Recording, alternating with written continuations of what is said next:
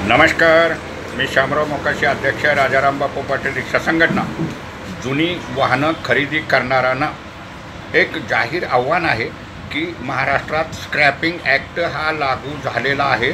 जुनी वाहनं विकणारे हे चतुर आहेत आणि जुनं वाहन खरेदी करताना आयुष्यमान पहा की मूळ नोंदणी दिनांकापासून म्हणजे तुमच्या वाहनाचं रजिस्ट्रेशन झालेल्या तारखेपासून 15 वर्ष पूर्ण झाले की ते वाहन भंगारात मोडीत हे जाणार आहे।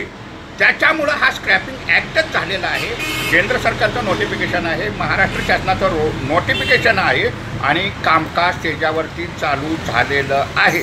हे मात्र कुणीही विसरू नका।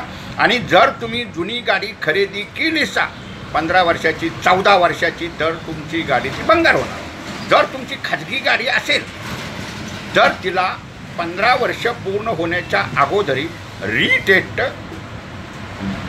रजिस्ट्रेशन हे तुम्हाला करावं लागणार आहे। तरच फक्त 5 वर्ष तुम्हाला मिळणार, नाहीतर तुमची गाडी भंगारात ही जाणार आहे।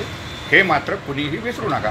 आता समजा सार्वजनिक वाहतूक व्यवस्थेतील वाहनं म्हणजे एस-टी महामंडळाच्या बसेस, महापालिकेच्या परिवहन सेवांच्या बसेस, ह्या ओला कोलाला चालणाऱ्या गाड्या तर ह्या 8 वर्षानंतरच त्या परवाना त्यांचा कॅन्सल होतो। शाळेची स्कूल बस, स्कूल व्हॅन हे 15 वर्षानंतर भंगारात आहेत। रिक्षा आहे, टॅक्सी आहे। जो कायदा आहे तो सर्वांच्यासाठी आहे, त्याच्यासाठी अंमलबजावणी चालू झालेली आहे। तर जुनं वाहन घेताना प्रत्येकानं दक्षता घ्या। अगदी 2 व्हीलरसुद्धा 15 वर्षानं भंगार होते। त्याच्यासाठी तुम्हाला जर मोटरसायकलला 5 वर्ष हवी असतील पुढची तर तुम्हाला रजिस्ट्रेशन करावं लागतं आणि ही रजिस्ट्रेशन RC कॅन्सल म्हणून ऑनलाईनला येत असताना तुम्ही गाड्या मात्र तशाच चालवता। हे मात्र लक्षात ठेवा। तर जुनी वाहनं घेताना प्रत्येकानं विचार करा, काळजी करा। वाहनाचं आयुष्य किती आहे ते पहा।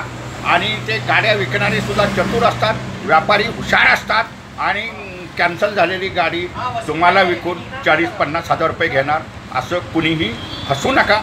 हा व्हिडिओ प्रत्येकानं शेअर करा की जेणेकरून वाहन मालकाला कळालं पाहिजे। जुनं वाहनं खरेदी करताना 100 वेळ विचार करा आणि मग जुनी वाहनं खरेदी करा। स्क्रॅपिंग ॲक्ट राज्यात लागू झालेला आहे।